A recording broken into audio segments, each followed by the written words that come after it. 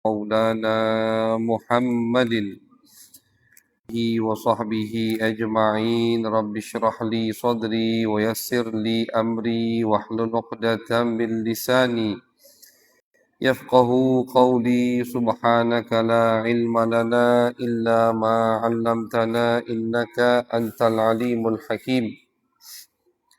Amma ba'du, alhamdulillah, puji syukur kehadirat Allah Subhanahu wa taala.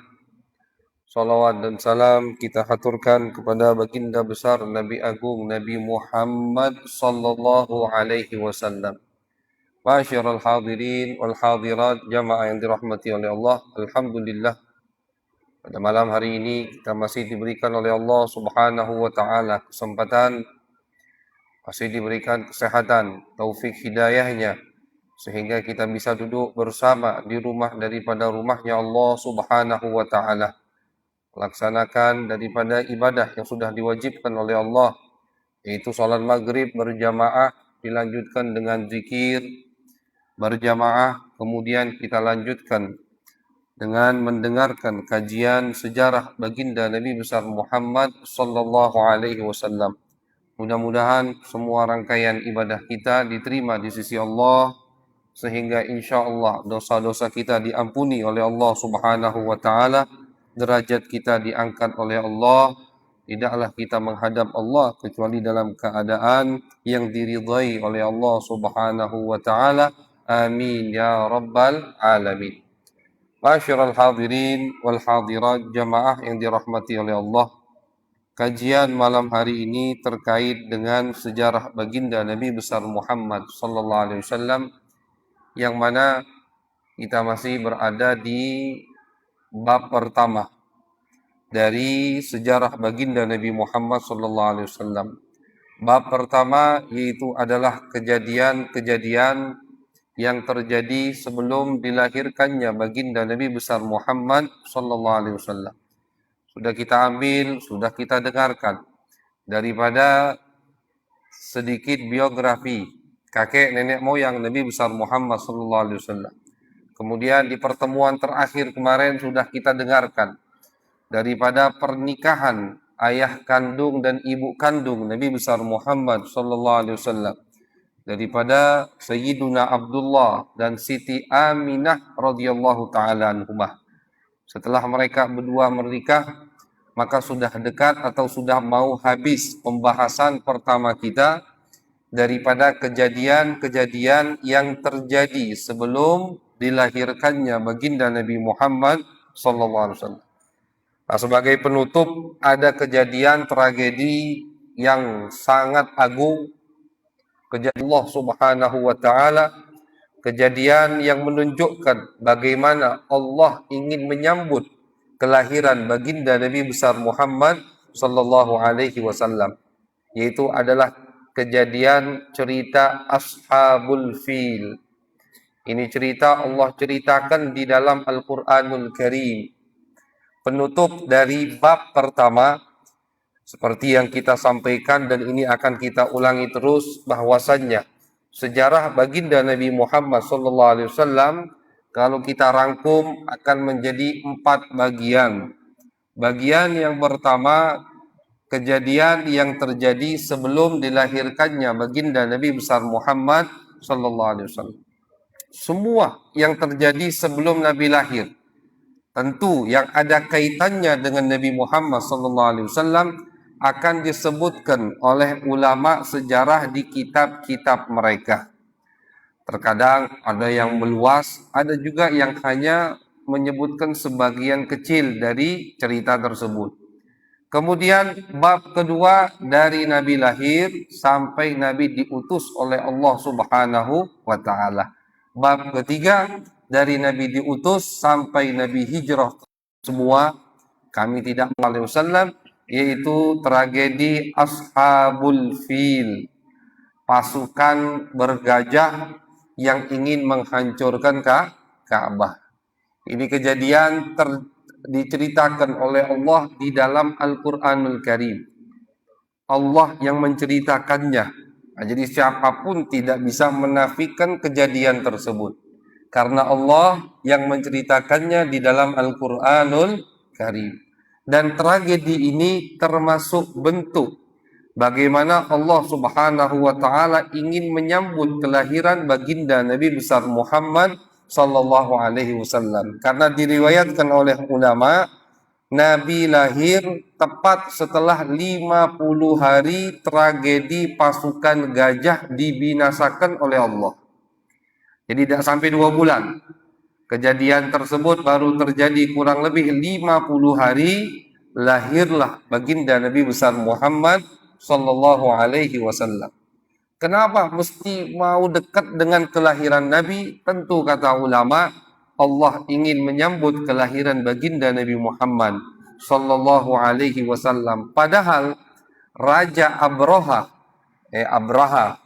Abraha itu atau Abroha kalau bahasa Arabnya, Raja Abroha sudah menjadi raja selama 60 tahun.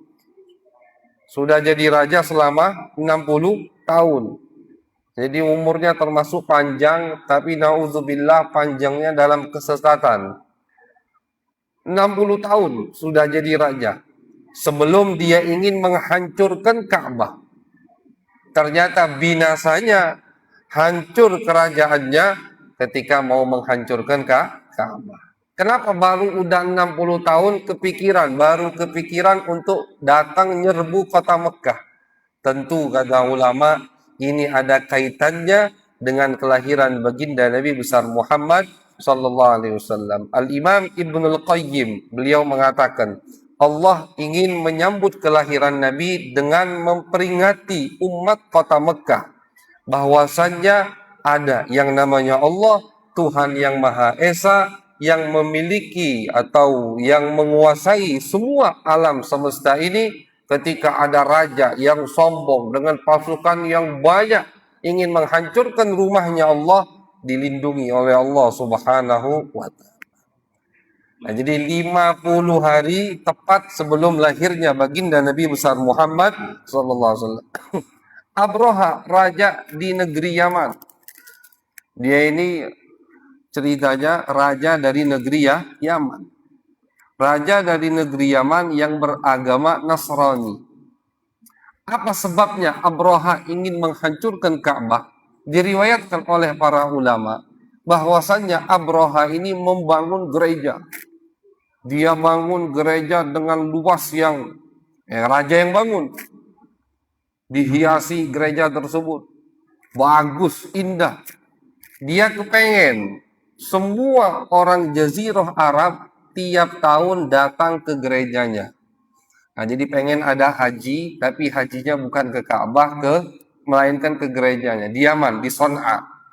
Son'a sekarang ini ibu kota Yaman. Itu Raja Abroha di Son'a, kerajaannya. Dia bangun gereja yang begitu bagus. Dengan niat ingin merubah rute haji tahunan, bukan ke Mekah, melainkan ke Son'a, ke gereja yang dia bangun. Karena haji itu, ma'asyiral hadirin, sudah ada dari zaman Nabi Ibrahim. Bahkan diriwayatkan sudah ada dari zaman Nabi Adam. Haji, ibadah haji bukan hanya untuk umat baginda Nabi Muhammad sallallahu alaihi wasallam. Pertama kali di Al-Quran yang Allah ceritakan memanggil, mengumandangkan panggilan haji kepada umat manusia, yaitu adalah Nabi Ibrahim alaihi salam. Wa'adzin bin nasi wa'adzin fin nasi bil hajj ya'tuka rijala. Kata Allah, wahai Ibrahim, panggil umat manusia untuk menunaikan ibadah haji. Kata Nabi Ibrahim, ya Allah, sejauh apa suara aku? Dari Mekah, Allah suruh Ibrahim manggil. Kata Allah, ya Ibrahim, tugasmu hanya memanggil. Tugas aku yang menyampaikan suaramu kepada mereka. Dipanggillah oleh Nabi Ibrahim. Setiap umat manusia, baik yang sudah lahir atau yang belum lahir, menjawab panggilan tersebut pasti naik haji. Pasti naik haji. Labbaik Allahumma labbaik. Semua yang naik haji itu berarti ketika berada di alam zarrah. Jadi kita ini sebelum ke alam dunia, sebelumnya ada alam yang namanya alam zarrah. Setelah alam dunia, alam barzah. Setelah alam barzah, baru alam akhirat. Jadi sebelum akhirat itu ada alam dulu, alam barzah namanya. Yang udah meninggal dari zaman Nabi Adam sampai sekarang, di mana mereka? Di alam barzah, bukan alam akhirat. Kapan alam akhirat? Akhirat itu nanti setelah semuanya binasa, dibangkitkan oleh Allah, baru itu alam akhirat. Sebelum dunia itu ada namanya alam zarrah. Insya Allah mudah-mudahan haji. Jangan minta sama Allah. Kalau Allah menghendaki kun fayakun, semua akan terjadi. Kalau kita memang menjawab panggilan Nabi Ibrahim pada saat itu, pasti kita akan naik haji. Jadi haji itu sudah ada dari dulu. Abraha ngelihat kok orang Arab, Jazirah Arab ini semua ketika mau masuk musim haji, bulan Zulhijjah, dari Zulqa'dah, kadang dari Syawal, sudah ke Mekah. Dia bangunlah gereja, cemburu. Dia bangun gereja, diperbagus. Bagus, mewah bangunannya, bangunan raja. Sedangkan Ka'bah hanya batu yang dilapisi dengan kain sutra, batu. Batu kotak gitu kan Ka'bah. Belum ada apa namanya bangunan, belum. Masjidil Haram, masjid yang sekarang ada itu pertama kali yang bangunnya Sayyidina Umar bin Khattab. Di zaman Nabi pun belum ada. Sekitar Ka'bah hanya rumah warga. Jadi hanya kotak bangunan. Belum ada ukiran-ukiran, belum. Tapi kok hati manusia semua ke situ. Kok semua ingin ke situ. Dia dah paham. Asbab musabab, kenapa hati umat manusia ingin ke situ? Karena yang menyebabkannya adalah Allah Subhanahu wa Ta'ala. Allah menijabah doa Nabi Ibrahim. Ketika Nabi Ibrahim meninggalkan putranya Ismail bersama ibunya Hajar, Nabi Ibrahim meninggalkan anak masih bayi di tengah tempat yang tidak ada orang sama sekali, di tengah gurun pasir. Nabi Ibrahim doa, ya Allah, waj'al af'idatam minan nas tahwi ilaihim. Ini cerita diceritakan di Al-Quran di surat Ibrahim. Ya Allah, jadikanlah hati dari umat manusia tertarik, ada magnetnya untuk ke kota ini ya Allah, untuk ke tempat ini ya Allah, diijabah sama Allah. Makanya kenapa ulama mengatakan, kenapa Mekah itu panas, gersang, berisik. Kita sampai sekarang ke Mekah bukan untuk piknik, bukan untuk traveling, bukan untuk cuci mata, bukan. Gersang, dikelilingi sama pergunungan, bukan gunung Masya Allah hijau-hijau, bukan gunung-gunung batu, kosong, panas. Kata ulama, agar betul-betul murni ketika orang ke sana menginginkan Ka'bah Baitullah, bukan untuk jalan-jalan duniawi. Itu alasannya kenapa kota Mekah bentuknya seperti itu. Dijabah sama Allah. Setiap orang pengen ke sana. Yang sudah haji pengen haji lagi, yang sudah umroh pengen umroh lagi. Tidak ada orang yang bosan untuk ke tanah suci Ka'bah, melihat Ka'bah Baitullah Al-Haram.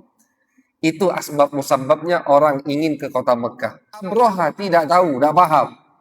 Jadi Abraha bingung. Kenapa orang ingin ke Ka'bah, ke Mekah, tapi tidak mau ke tempat, ke gereja yang aku bangun?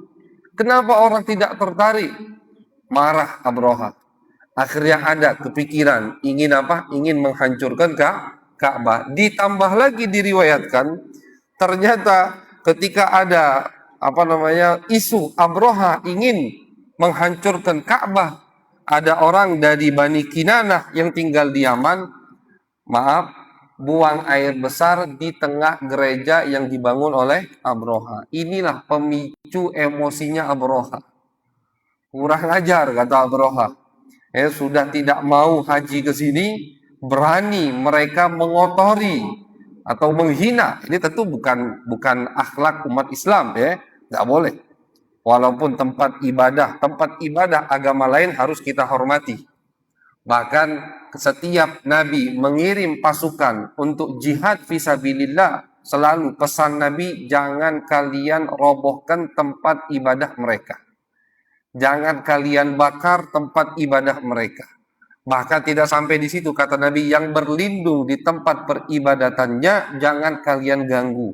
nggak boleh diusik. Itu hukum atau akhlak umat Islam, akhlak Nabi besar Muhammad SAW. Ini kan zaman jahiliyah. Ini orang-orang tidak punya akhlak.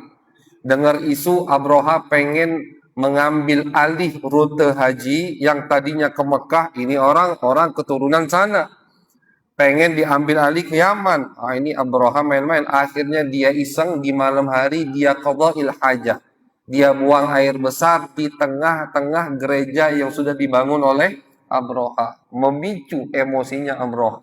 Akhirnya langsung turun surat dari raja, siapkan pasukan, kita akan hancurkan Ka'bah. Disiapkanlah pasukan. Diriwayatkan di dalam pasukan tersebut Abroha membawa gajah. Itu makanya di dalam Al-Quran alam tara kaifa fa'ala rabbuka bi ashabil fil, gajah. Ada riwayat yang mengatakan gajah yang dibawa oleh Abroha 12 gajah. Ada riwayat tidak, yang dibawa oleh Abroha hampir 1000 raja, 1000 gajah, maaf. Hampir 1000 gajah. Dibawa oleh Abroha 1000 gajah. Jadi bukan pasukan berkuda, tapi pasukan bergajah. Yang biasa kan pasukan berkuda, tidak. Pasukan bergajah. Dibawa oleh Abroha. Dengan pasukan yang begitu banyak. Tidak bisa ditandingi. Jalan Abroha. Dari Son'a, dari Yaman, sampai semua daratan tentu. Jaraknya ya ribuan kilo. Lebih dari 1000 kilo. Dari Son'a ke, kalau sekarang naik bis itu 2 hari 2 malam kurang lebih. Dari Son'a ke mana? Ke Mekah. Berarti kalau dulu kurang lebih mungkin bisa 2 minggu perjalanan, 3 minggu, bahkan bisa sampai 1 bulan. Dengan pasukan yang banyak, gajah Pak, tak bisa ngebut jalannya. Jalannya gajah kan. Itulah dibawa oleh Abroha. Dibawa oleh Abroha, tiap dia melewati tempat, kabilah, kota, diserang oleh Abroha. Dirampas semua dari Son'a, dari Yaman menuju Mekah, setiap melewati kabilah. Contoh, Abroha melewati kota Taif, diserang kota Taif sama Abroha. Dengan kesombongannya, menang terus. Melewati kabilah ini diserang sama Abroha. Pokoknya dirampas semua oleh Abroha. Sampailah Abroha berkemah atau beristirahat di tempat yang bernama Al-Mughammas. Sampai sekarang tempatnya masih ada. Antara Arafah dan Mekah. Jadi Abroha sudah melewati Arafah, ini sudah mendekati kota Mekah. Tapi belum masuk kota Mekah. Antara Arafah, Padang Arafah, tempat kita haji, itu kan nama tempat. Arafah itu nama tempat. Dan Arafah itu di luar kota suci Mekah dulu. Ya, sekarang masuk kota Mekah. Dulu Arafah di luar kota suci Mekah. Antara Arafah dan Mekah ada tempat yang bernama Wadi Al-Mughammas. Disitulah Abroha beristirahat dengan pasukan yang banyak. Dengan ribuan gajah yang dia bawa. Istirahat Abroha. Disitulah Abdul Muttalib datang menghadap Abroha, seperti yang pernah kita ceritakan kemarin, bahwasanya Abdul Muttalib kakek Nabi besar Muhammad SAW itu pernah menghadap Abroha sebelum Abroha ingin menghancurkan Ka'bah. Dipanggil sama Abroha, datang Abdul Muttalib, kata Abroha, wahai pemimpin Mekah, aku tidak ingin menyakiti kalian. Keluar kalian dari kota kalian, dari Mekah, biarkan aku menghancurkan tempat peribadatan kalian. Jangan ngelawan. Kata Abdul Muttalib, kami tidak ada niat untuk ngelawan. Karena memang pasukan yang dibawa oleh Abroha tidak bisa dilawan. Gajah itu tidak ada di Jazirah Arab. Ini Abroha ngambil dari Ethiopia, dari Habasyah, dari Afrika sana, disupport sama Raja Ethiopia. Karena walaupun dia raja di Son'a, di Yaman, tapi di atasnya ada raja yang lebih besar, lebih berkuasa. Dia di bawah naungan Raja Ethiopia. Dari Afrika gajahnya ini. Orang Arab nggak tahu gajah. Makanya ketika melihat Abroha bawa 1000 gajah, bengong semua. Ngelonggok kan, ini apa yang dibawa? Cak mana ngelawannya? Sudah gajahnya banyak, pasukannya banyak. Akhirnya sudah, kata Abdul Muttalib, kami memang tidak ada niat mau melawan. Ada kata niat untuk melawan. Sudah pasrah kami. Jawaban Abdul Muttalib yang kita sampaikan kemarin. Rumah, tempat yang ingin kau hancurkan, wahai raja, memiliki tuannya sendiri. Dan tuannya, pemiliknya yang akan menjaganya. Yang dimaksud adalah Allah Subhanahu wa Ta'ala. Itu bukan rumah kami. Bukan rumah kami itu rumah ada tuannya, ada pemiliknya, yaitu Allah. Dan dia yang akan menjaganya. Nah, ini kita ulangi sekali lagi, dalil bukti bahwasanya Abdul Muttalib kakek Nabi, orang yang beriman kepada Allah Subhanahu wa Ta'ala. Ya sudah, kata Abraham, pokoknya kalau kalian lawan ya pasti kalah. Jangan melawan, aku tidak mau nyakiti kalian. Oke, sepakat. Mulailah hari di mana istilahnya hari hanya. Hari di situ Abraha ingin menghancurkan Ka'bah. Abdul Muttalib perintahkan semua penduduk kota Mekah, ayo kita keluar. Bukan takut, bukan lari, bukan takut atau lari dari kematian, tapi Abdul Muttalib takut turun azab, mereka kena azab tersebut. Kata Abdul Muttalib, kita jangan ada di tempat yang akan turun azab. Yakin Abdul Muttalib, pasti Allah akan membela, akan menjaga rumahnya. Kata Abdul Muttalib, kakek Nabi Muhammad, ayo semua orang Mekah kita keluar dari Mekah. Kita lihat, pantau dari atas gunung. Semua keluar, kosong jadi Mekah. Mekah kosong dari penduduknya. Ditinggalkan Ka'bah sendirian. Tidak sendirian, ada Allah Subhanahu wa Ta'ala. Keluar semua penduduk kota Mekah, naik ke atas gunung, memantau apa yang akan terjadi kepada pasukan bergajah ini. Abraha dengan sombongnya menunggangi gajah yang paling besar. Diriwayatkan nama gajah itu Mahmud. Wallahu alam. Diriwayatkan. Di kitab-kitab disebutkan nama gajah yang paling besar itu namanya Mahmud. Namanya Mahmud. Abraha nunggangi gajah tersebut.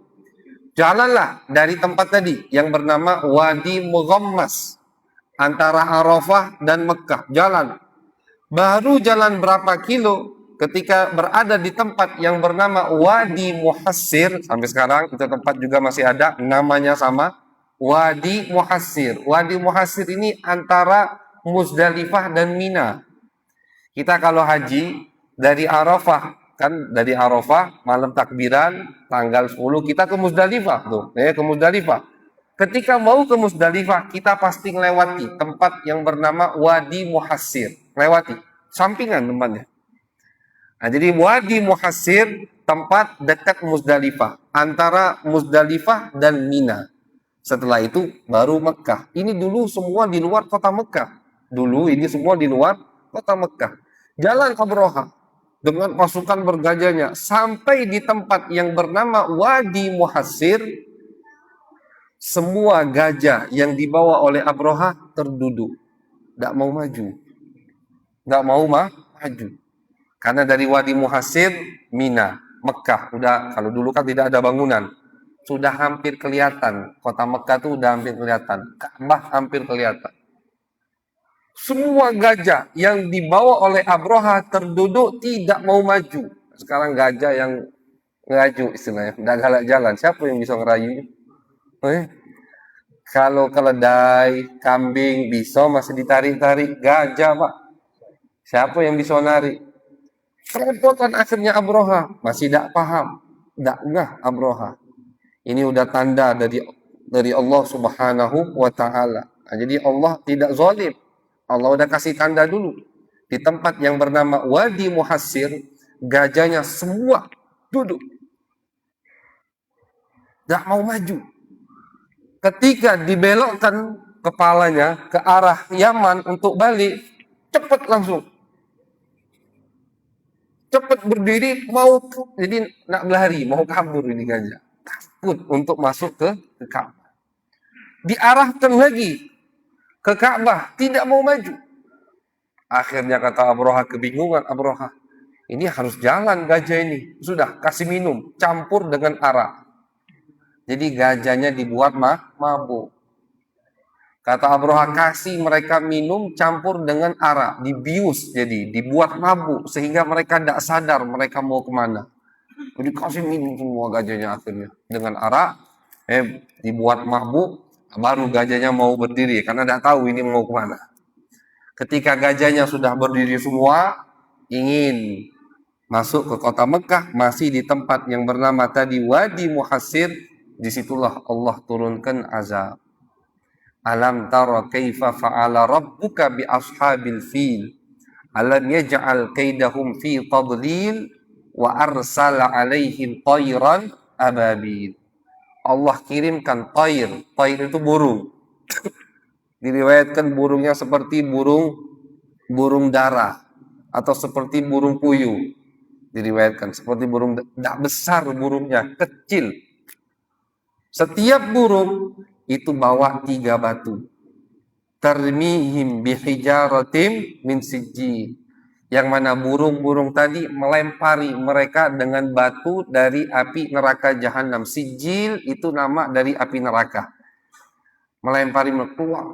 Dan ini semua disaksikan oleh penghuni kota Mekah dari atas gunung. Dari arah laut kalau sekarang laut terdekat dari kota Mekah di Jeddah. Jeddah itu pesisir ya. Jeddah pesisir. Dari arah laut tiba-tiba berarti dari arah Jeddah datang tayr, rombongan burung. Apa ini burung? Diriwayatkan warnanya hitam. Burung tadi warnanya hitam. Datang. Berada di atas mereka, melempari mereka, dan setiap batu itu buat 1 orang. Jadi setiap 1 orang dapat jatah 1 batu dari Allah Subhanahu wa taala. Dan tidak meleset. Buat fulan, buat fulan. Buat Abroha, buat Abroha. Batu buat ini, batu buat ini. Tarmihim bihijaratin min sijil. Dilempari batu. Faja'alahum ka'asfim ma'kul. Dan ketika mereka terkena batu tadi, kata ulama ketika menafsiri ayat tersebut, kalau batunya jatuh ke kepala, itu tembus sampai ke dubur. Batu tadi. Dari kepala tembus ke batu dari api neraka jahanam, Pak. Jangan dibayangkan, tidak usah dibayangkan sudah. Kita tidak bisa bayangkannya. Kata Nabi Muhammad SAW, ketika Nabi mensifati api neraka jahanam, kata Nabi, umpama, kata Nabi, tertetes 1 tetes saja dari api neraka jahanam ke muka bumi ini, maka semua muka bumi ini akan gosong, kata Nabi. Saking panasnya api neraka jahanam. Panas sekali. Ini batu dari api neraka jahanam. Faja'alahum ka'asfim ma'kul. Kata Allah Subhanahu wa taala, maka mereka Allah jadikan seperti daun yang digerogoti dari tengah sama ulet. Kita kalau lihat daun rusak dari tengah atau bolong dari tengah, gitu. Atau umpama lain kata ulama, misalkan kertas kita bakar dari tengah, kan gitu. Gitu ya. Ngitem sampai ke ujung. Seperti itulah mereka. Setiap orang, bahkan yang lari pun dikejar sama burung ini. Na'udzubillah min dzalik. Dikejar sama burung. Abroha binasa di tempat. Gajah-gajahnya semua binasa. Bahkan diriwayatkan sama ulama, ini diceritakan oleh Al-Imam Ar-Razi dalam kitab tafsir beliau.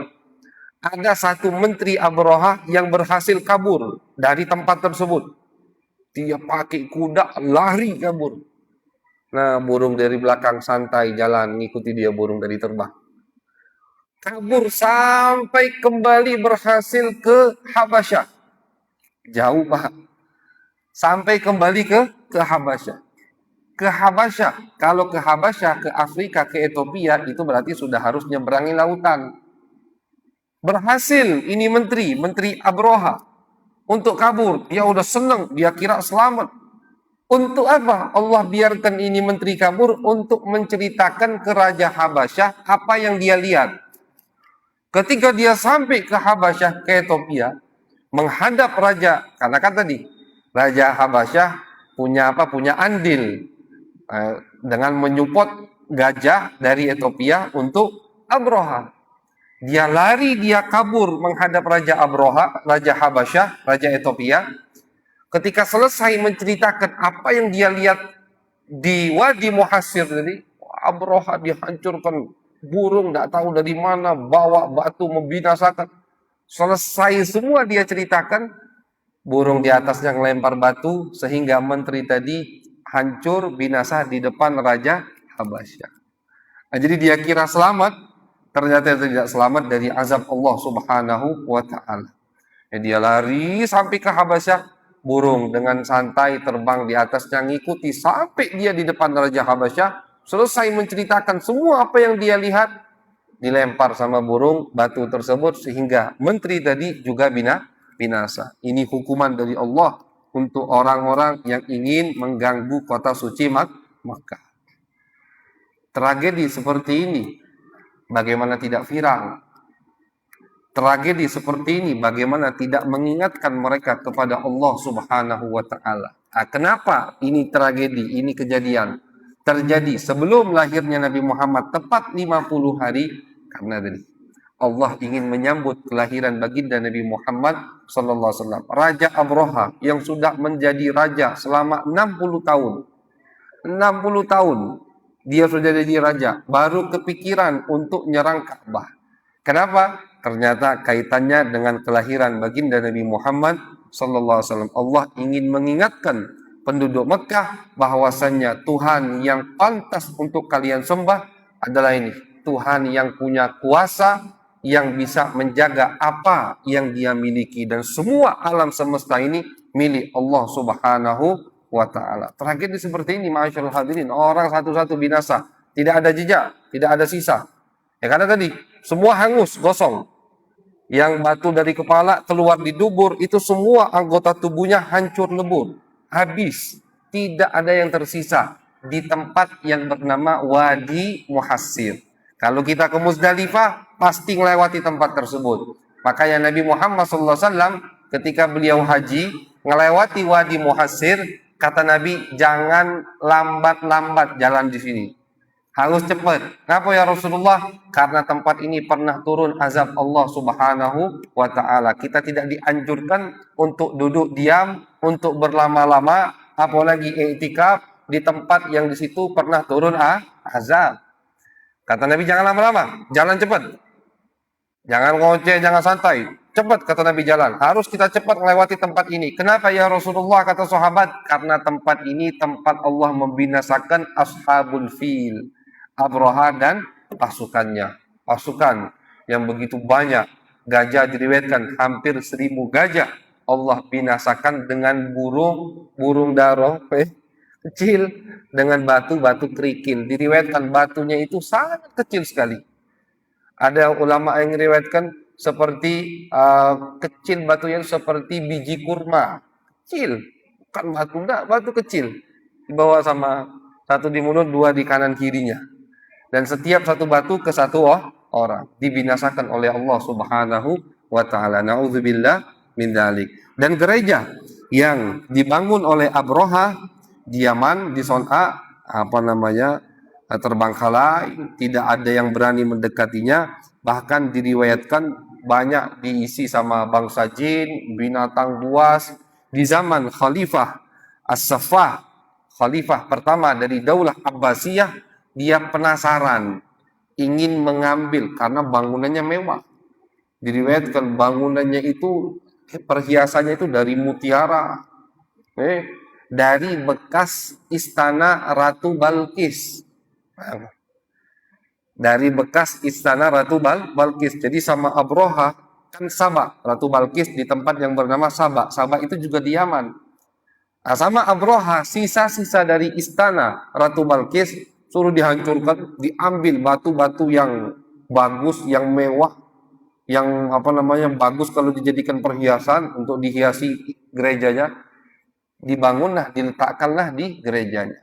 Cuman gereja tadi walaupun bagus, walaupun mewah, karena tidak berkah, tidak atas izin Allah Subhanahu wa taala, tidak dimakmurkan oleh Allah. Ini pesan buat kita, bahwasanya terkadang bangunan yang mewah, bagus, tapi kalau tidak berkah, tidak ada ketentraman di sana. Bayangkan gereja yang bagus dari bekas istana Ratu Balkis, bangunannya itu, marmernya, perhiasannya, dibandingkan dengan Ka'bah yang hanya batu.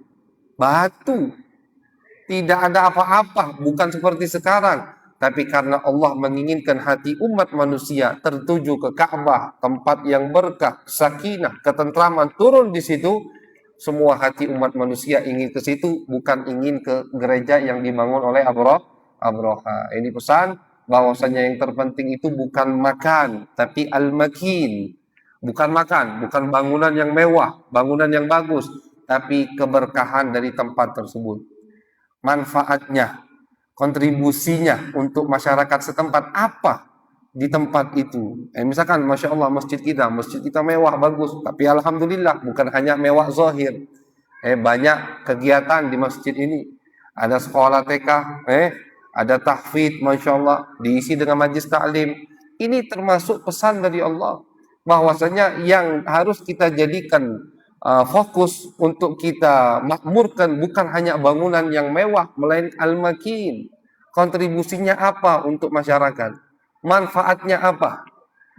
Manfaatnya banyak masjid, bagus, lebih bagus dari ini. Lebih mewah, kosong tadi. Masjidnya kosong. Sholat pun kadang cuma 5-10 orang. Habis sholat dikunci lagi. Masjidnya cuma buat pajangan. Na'udzubillah min dzalik. Bukan itu yang diinginkan oleh Nabi besar Muhammad sallallahu alaihi wasallam. Kita lihat masjid Nabi dari korma.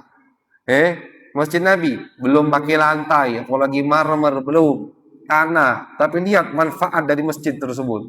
Nabi sholat di situ, Nabi mengajar di situ, Nabi berfatwa di situ, Nabi jadi qadhi, jadi hakim di situ, ngatur strategi perang di situ, Nabi nerima utusan dari luar di situ, Nabi membagi rampasan perang di situ, Nabi membagi zakat di situ, semua dari masjid Nabi besar Muhammad sallallahu alaihi wasallam. Jadi Ka'bah yang bangunan biasa, tapi karena turun sakinah, turun rahmat dari Allah di situ, menjadikan hati umat manusia ingin menuju ke Ka'bah. Jadi ini terjadi tragedi kejadian penyerangan Raja Abroha dengan pasukan bergajahnya tepat 50 hari sebelum lahirnya baginda Nabi besar Muhammad sallallahu alaihi wasallam. Sekali lagi untuk menunjukkan betapa Allah ingin menyambut kelahiran baginda Nabi besar Muhammad sallallahu alaihi wasallam. Dari Nabi lahir berarti sampai Nabi diutus 40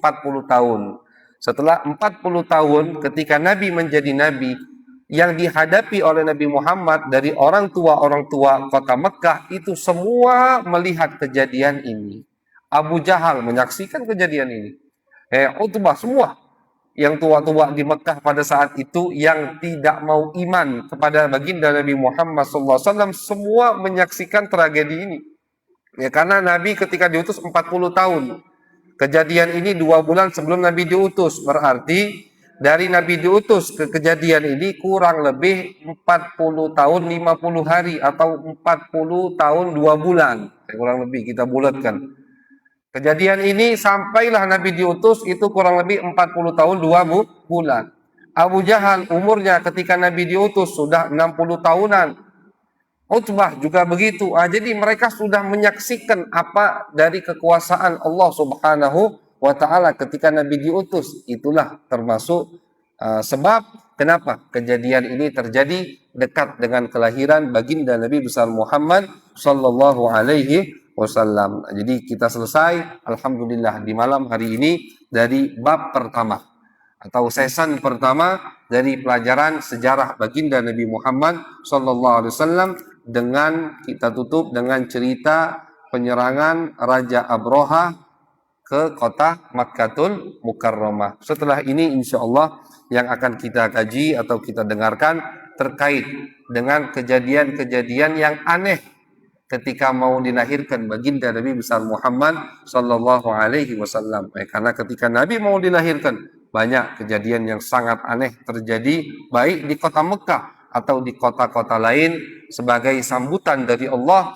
untuk kelahiran baginda Nabi besar Muhammad sallallahu alaihi wasallam. Mudah-mudahan kita bisa menghadiri majlis-majlis berkah, majlis-majlis ilmu, majlis yang mengingatkan kita kembali kepada baginda Nabi besar Muhammad sallallahu alaihi wasallam, sehingga insyaallah makin hari cinta kita makin tumbuh kepada baginda Nabi besar Muhammad sallallahu alaihi wasallam, makin kenal makin sayang. Makin kenal pasti makin sayang. Tentu beda cinta atau sayang kepada orang yang dia tidak kenal. Cintanya ikut-ikutan, beda kan? Kalau kita kenal, kita tahu, kita baca sejarahnya, kita tahu pribadinya, maka akan tumbuh cinta yang beda pada diri kita, yang mana cinta tersebut akan menyebabkan kita ingin mengikuti orang yang kita cintai, yaitu baginda Nabi Muhammad SAW. Kenapa di zaman sekarang ini banyak yang ngomong cinta sama Nabi, tapi tidak mengikuti Nabi Muhammad? Itu alasannya, cintanya tidak dilandasi dengan at-ta'aruf, tidak dilandasi dengan ma'rifah, tidak dilandasi dengan ilmu. Cinta-cinta, ngaku semua cinta, tapi tidak tahu perjalanan hidup baginda Nabi Muhammad, tapi tidak tahu akhlak mulia Nabi Muhammad, tidak tahu kepribadian Nabi Muhammad SAW. Jadi cintanya cinta bohong, akhirnya tidak mengikuti apa yang diajarkan sama Nabi. Tapi ketika kita kenal dengan Nabi, tahu akhlak Nabi, tahu kepribadian Nabi Muhammad SAW, rasa cinta yang tumbuh itu beda, Pak.